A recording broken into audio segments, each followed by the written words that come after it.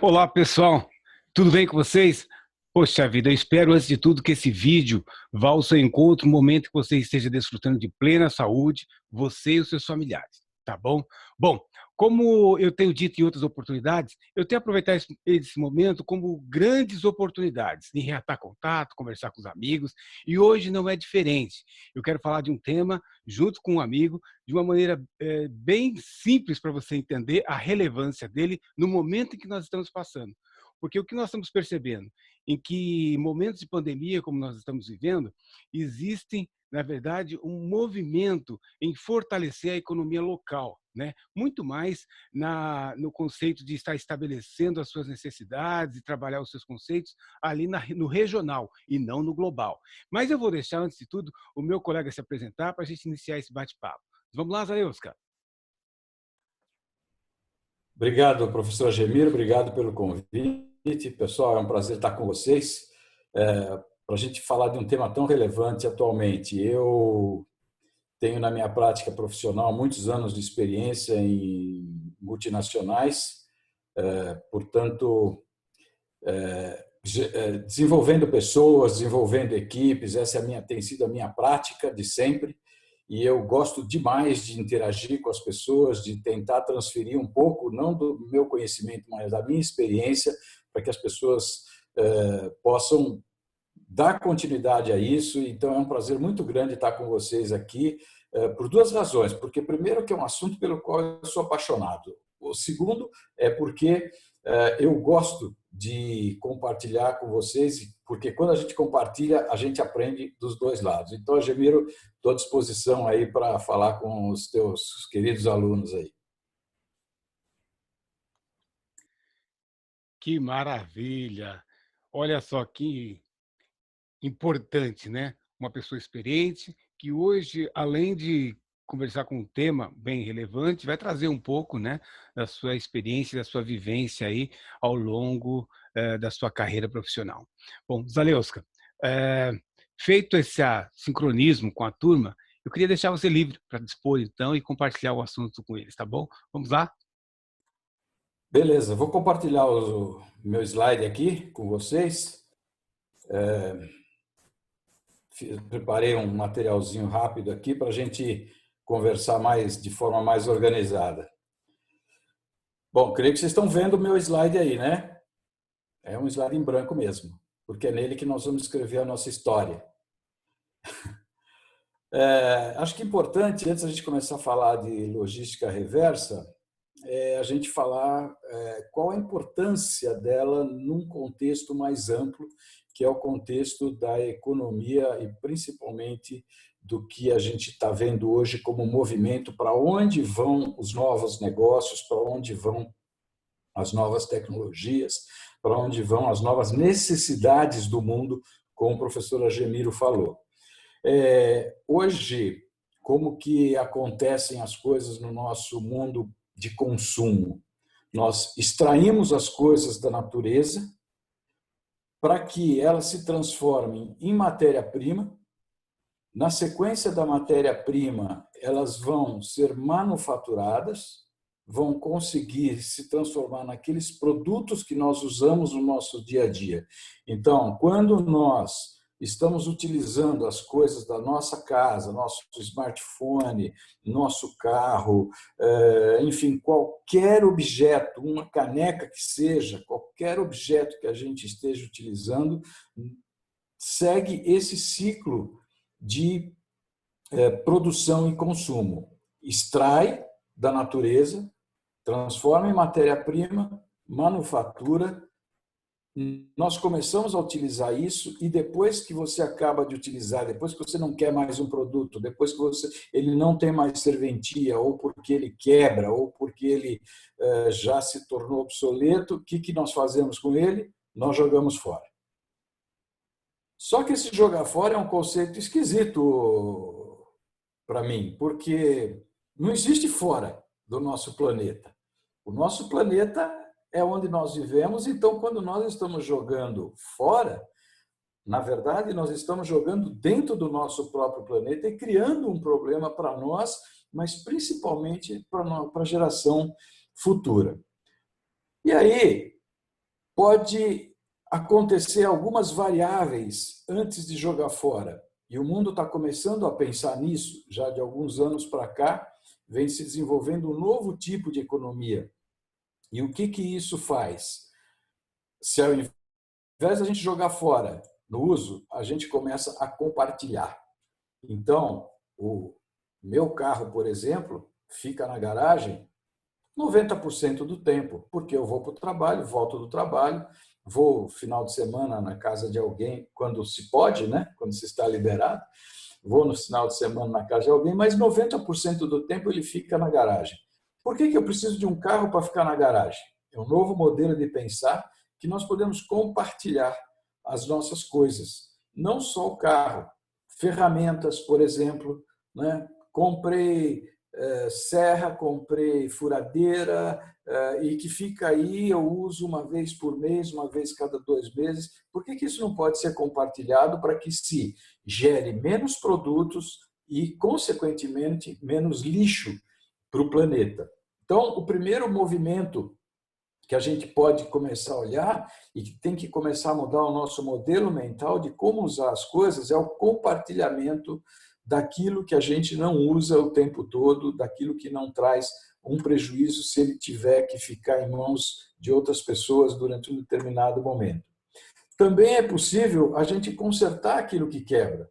É muito comum hoje, a maioria dos equipamentos eletrônicos, se você for pegar o seu telefone, uma fonte de computador, coisa assim, você não consegue consertar. Às vezes queimou um transistor lá dentro, só que a caixa é bloqueada, você não consegue consertar, você não consegue pôr isso para uso novamente. Então, um segundo momento dessa nova economia, dessa economia de guerra, vamos chamar assim, de restauração do nosso planeta, é fazer com que as coisas sejam passíveis de serem consertadas. Porque mas elas têm que ser desenhadas lá desde o princípio com esse objetivo, de que elas possam ser abertas, possam ser reparadas e possam voltar para o seu uso. Um outro movimento é a remanufatura. Vocês vejam que aí os círculos vão se ampliando. A remanufatura é quando você deixa de usar um equipamento porque, por exemplo, ele se torna obsoleto ou porque você não precisa mais dele, e ele volta para a manufatura, não só para reparo, mas para que ele seja levado de novo às suas condições mais naturais, mais originais e até, por que não, mais atualizadas de uso. Então, uma remanufatura, outros países isso já é muito comum, né? Não tão recentemente, mas há um tempo atrás, eu tive a oportunidade de encontrar nos Estados Unidos um equipamento de som que eu queria muito, um home theater, né? E eu comprei pela metade do preço, mas eles lá me avisaram, olha, isso é um produto remanufaturado. E na época eu nem tinha conhecimento disso e perguntei, mas o que é remanufaturado? Não, remanufaturado é porque ele foi para algum lugar, ele ou foi usado, ou às vezes nem foi usado, mas apresentou algum defeito. E quando ele apresenta, ele volta para a fábrica, ele passa de novo pela linha de montagem, recebe aqueles componentes que precisam ser atualizados e ele fica como novo. E, de fato, eu já estou com esse equipamento aí quase 4 anos já funcionando perfeitamente e eu paguei metade do preço. E esse produto provavelmente teria sido jogado fora se não tivesse passado por esse processo, né? E um último círculo que eu gostaria de pôr aqui para vocês é a reciclagem, né? Vocês vejam que são 4 ciclos que se ampliam. Eles se ampliam porque em cada momento ele vai ganhando novas maneiras de ser transformados, de voltar dentro do ciclo produtivo para evitar justamente que o nosso planeta seja inundado de lixo. Então, com esse ciclo que forma a economia circular, é por isso que ela se chama economia circular, nós reaproveitamos muito daquilo que se extraiu lá atrás, não só numa linha única de extração, matéria-prima, manufatura, uso e descarte, mas nós reaproveitamos toda esta cadeia de processo para que diminuamos tudo aquilo que nós podemos jogar fora. Até porque, quando jogamos um celular fora, nós não estamos jogando simplesmente a carcaça dele, os equipamentos dele. Nós estamos jogando muita mão de obra que foi colocada ali, muita energia que foi despendida ali. Então, é de bom tom que nós pensemos nesse circular. Bom, mas aí você vai me dizer, esse ciclo é muito complexo, é muito complicado de se aplicar. E, claro, tudo que é bom é complicado mesmo e exige que nós mudemos modelos mentais para que eles sejam aproveitados, para que o ciclo econômico, todo o valor que tenha sido empregado naquele produto seja aproveitado. Então, do ciclo linear, que vocês conhecem muito bem pela logística, para o ciclo da economia circular, vai exigir também algumas características, alguns elementos, alguns fundamentos que nos levam a pensar na logística como uma forma diferente e por isso que ela chama logística reversa, né? Então, na economia circular, os fundamentos são os seguintes. Primeiro, a gente tem que mudar o modelo mental. Como falei antes, talvez passar de proprietário para usuário de produto. Talvez fazer um produto que ele possa ser reaproveitado, seja na sua matéria-prima, seja no seu conserto, que ele possa ser compartilhado e, consequentemente, pensar em produtos mais duráveis. Tem outro elemento fundamental que é a indústria 4.0. A economia circular ela só vai funcionar se ela tiver toda a tecnologia a seu favor. A internet das coisas, a computação em nuvem, a robótica, nanotecnologia, toda a economia circular ela só vai funcionar se ela tiver essa tecnologia também em cada uma das suas fases. Também é preciso olhar para a questão da legislação, porque ninguém está a fim de mudar o seu modelo mental ou investir em indústria 4.0, o que for, se não tiver uma pressão, né? Então, as indústrias, hoje em dia, elas têm um modelo de produção, um fluxo de produção, determinadas máquinas de produção, e elas querem permanecer naquilo, tirando o mais valor agregado possível, mais eficiência, maior produtividade possível daquilo. Então, é preciso que os governos também entrem com essa questão da legislação. E isso já tem mudado. No Brasil já existe legislação para a aplicação de economia circular, para a aplicação da logística reversa. E o quarto fundamento que eu daria para a economia é justamente a questão da logística reversa. Sem ela, não é possível a implantação da economia circular. Por isso que eu comecei com vocês falando lá da economia circular. Porque é um modelo muito complexo, exige muitas indas e vindas de material, de equipamentos. E, para isso, você começa a criar uma série de outros elementos em volta que vão necessitar de um olhar muito diferente de vocês que são profissionais da logística ou que vão ser profissionais da logística para que contribuam para que esse modelo funcione de uma maneira que agregue valor à economia e, consequentemente, à sustentabilidade do planeta. Então, vamos falar um pouquinho mais especificamente sobre logística reversa. Ela possui, no meu modo de entender, 10 fatores críticos de sucesso, ou seja, para ela dar certo, eu vou listar aqui para vocês, comentando um a um, esses 10 fatores críticos aí. Mas por que isso? Porque quando nós estamos falando de economia circular, você tem um envolvimento sistêmico. Não é mais pega da matéria-prima e leva para a manufatura, pega da manufatura e leva para a loja, pega da loja e entrega na casa do sujeito e tchau. Não, a economia reversa ela inclui vários atores funcionando ao mesmo tempo. A indústria, o distribuidor, o varejo, o consumidor, a coleta, a reciclagem. E isso gera um novo modelo de pensar da logística. Não simplesmente o caminhão que sai daqui e vai para lá. Então, eu vou citar para vocês aqui os 10 fatores críticos de sucesso. Vejam bem, a minha especialidade não é em logística reversa, é em economia circular. Mas eu vou precisar trabalhar com parceiros para implantar uma economia circular dentro de um segmento, dentro de uma indústria, dentro de um município. Eu vou precisar de uma parceria muito robusta dos colegas da logística. E por isso que eu vou colocar quais são os 10 fatores críticos que eu entendi, que eu pesquisei na literatura sobre economia. Primeiro, sobre logística reversa. Primeiro, a cobertura geográfica. Pensa bem que você fazer uma cobertura, uma logística de tirar umas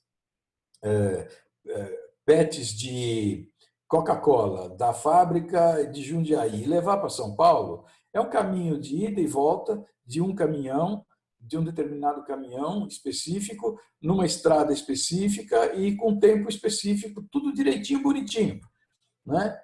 É diferente de você ter que levar uma carga, depois coletar aquilo que sobrou de outros lugares, do varejo, e trazer de volta para ser reciclado. Então, a cobertura geográfica é uma coisa que vai ser muito importante. Imagina que se eu vou fazer uma logística reversa de um produto muito barato com o Nordeste.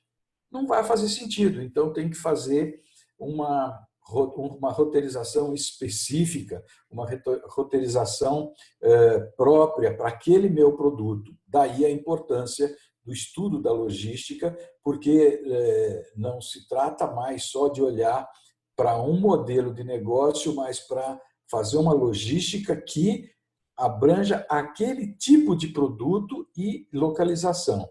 O segundo ponto é que precisa ter um sistema unificado de gestão. Não adianta essa gestão ficar só na mão lá do fabricante ou do varejista ou do CD, do centro de distribuição. Precisa ter um sistema unificado, onde todas as partes envolvidas estão enxergando quais são os seus momentos de entrar em ação. É como uma peça de teatro, né? Os atores estão esperando porque cada um vai entrar em ação num determinado momento.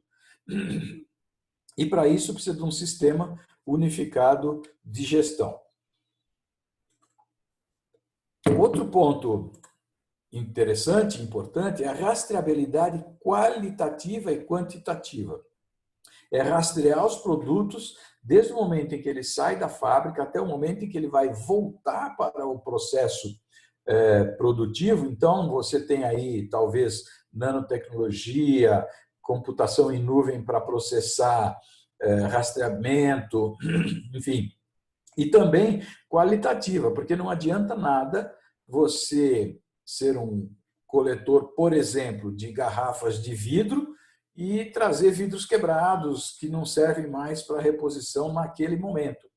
Pode servir até para reciclagem, mas então precisa ter uma rastreabilidade qualitativa e quantitativa dos produtos. Também precisa ter regras claras de parcerias. Por quê? Porque, veja, nós estamos falando de um sistema que vai depender também lá do lojista, às vezes, ou do funcionário do lojista para recolher os produtos coletados. Então, tem que ter regras claras de parcerias, como que vai acontecer, quanto cada um vai ganhar nesse processo, quanto cada um vai ter de responsabilidade nesse processo, quais são as melhores práticas desse processo. Então, isso está muito claro quando se estabelece um processo de logística reversa. E, para isso, é preciso treinamento de toda a cadeia. Veja, nós temos o caso, por exemplo, da reciclagem, né? É preciso que os coletores eles saibam como separar, eles precisam ser treinados, eles precisam ser desenvolvidos, não é mais sair entrando, batendo de porta em porta, catando latinha, catando papelão, eles precisam saber até como recolher aquilo, como acondicionar aquilo da melhor maneira possível e como fazer para aproveitar melhor aquele valor que está agregado naquele produto para que ele não se perca no caminho. Eu tenho um exemplo muito interessante, moro num condomínio e toda sexta-feira não hoje porque é feriado, mas toda sexta-feira passa o caminhão de reciclado. E eles pegam as caixas e jogam as caixas montadas em cima do caminhão. Resultado é que aquele caminhão ele enche em pouco tempo, e aí ele tem que fazer 3 ou 4 viagens. Ora, se ele for treinado a desmontar as caixas, ele vai fazer uma viagem só. Veja, é um exemplo muito simples, mas precisa de treinamento de toda essa cadeia. O outro ponto é o armazenamento.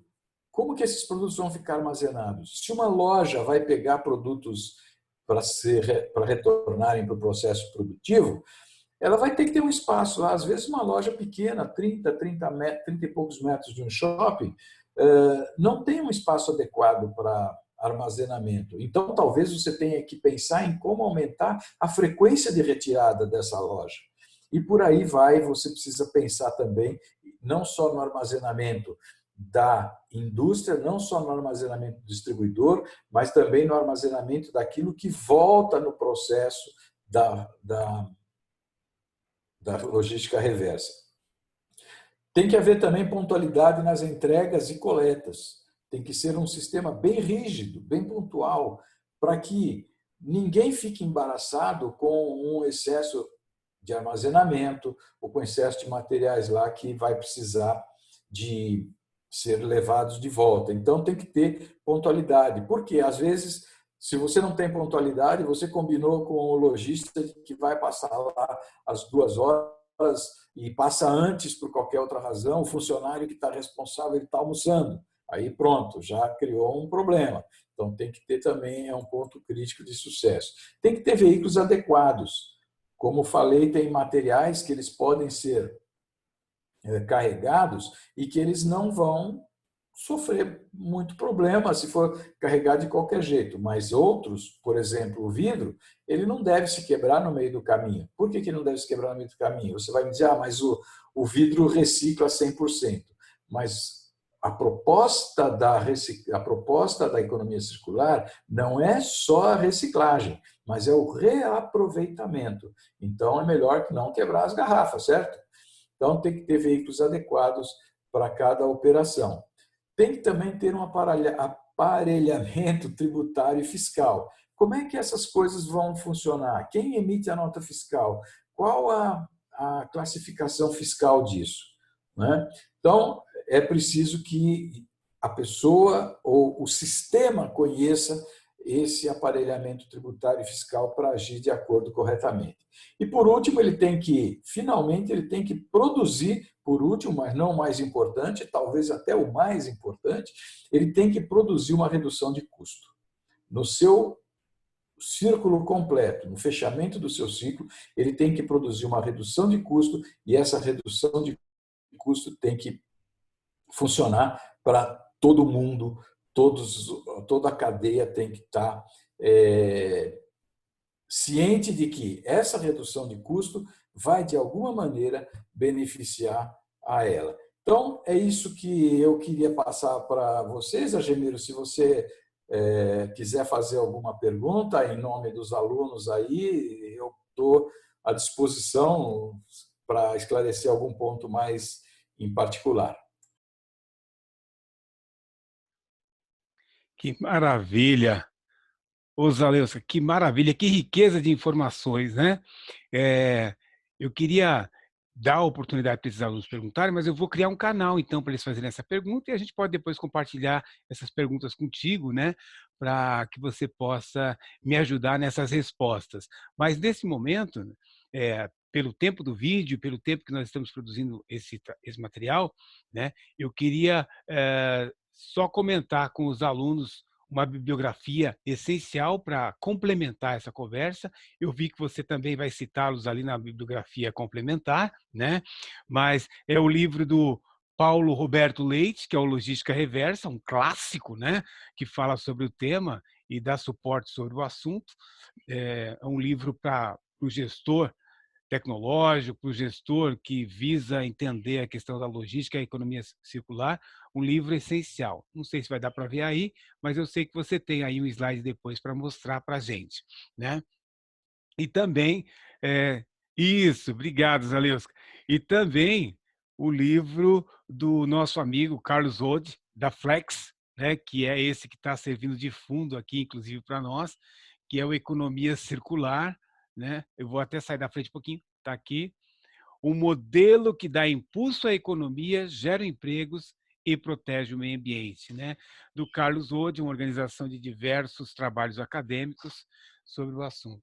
Bom, Zalewska, a gente vai deixar um linkzinho, então, depois, né? Se você quiser depois deixar os seus contatos para receber direto essa informação também, fique à vontade. Mas a ideia agora é que você dê uma mensagem de otimismo, de incentivo, né? Para aqueles que estão nos assistindo nessa videoaula, né? E aí nós vamos encerrar esse videozinho para fazer a conversão e a gente volta para ter um papo depois em off. Bom, beleza. Eu vou de novo compartilhar aqui, só para compartilhar coloquei aqui realmente o clássico, né, que ele cita, inclusive, muitos casos práticos. Coloquei esses casos práticos aqui, organizado por Edilon Mendes Nunes, também Logística Reversa. Por que eu coloquei isso? Porque eles são estudos de caso feitos por alunos são tecnólogos de logística. É um trabalho de final de curso, então é muito legal, muito interessante, porque mostra o nível que vocês podem usar. E esse, ele é mais técnico, é bem mais pesado, até mais caro que os outros, mas é um livro também bastante utilizado aí pelo pessoal de logística reversa, é mais para quem quer se aprofundar bastante nesse tema aí. Bom, como mensagem final, o que eu dizer? Bom, primeiro, gente, vocês têm que aproveitar ao máximo o tempo que vocês estiverem com o professor Agemiro. Esse homem é de ouro. Eu conheço há bastante tempo já, mais de 20 anos, é uma pessoa muito acessível, ensinável, e ele gosta demais de compartilhar também o conhecimento dele. Então, eu queria que vocês aproveitassem ao máximo aí o tempo que vocês estiverem com ele e se aproximarem ao máximo dele para beber da sabedoria dele, né? Segundo é que vocês têm um futuro promissor como profissional. Pelo que vocês viram aí, essa questão da economia circular, ela vai exigir muito dessa área. Então, vocês têm muito trabalho, apesar de toda a tecnologia que está vindo aí, a logística vai ser uma coisa que vai usar gente pensante, e gente pensante de um modo diferente. Por isso, meu terceiro ponto é: nunca parem de estudar. Gente, olha, Ademir, vou até falar a minha idade aqui, eu estou com 67 anos e voltei para a universidade, estou estudando, voltei para a academia. Nunca parem de estudar, porque é só assim que vocês vão conseguir acompanhar a velocidade com que as coisas acontecem. Então, a educação continuada tem que ser uma realidade na vida de vocês. O quarto ponto é: cuidem de vocês mesmos, da sua saúde, nesse momento em que nós estamos aí no coronavírus, né? Mas sempre, cuidem de vocês mesmos, da sua saúde, do que vocês comem, como vocês se exercitam. Cuidem de vocês mesmos. Cuidem do seu corpo, da sua mente, do seu espírito, né? Da sua espiritualidade. Cuidem para que vocês possam ter uma vida feliz e uma vida em concordância com o bem-estar de toda a sociedade. Cuidem do próximo e cuidem do planeta, por favor, né?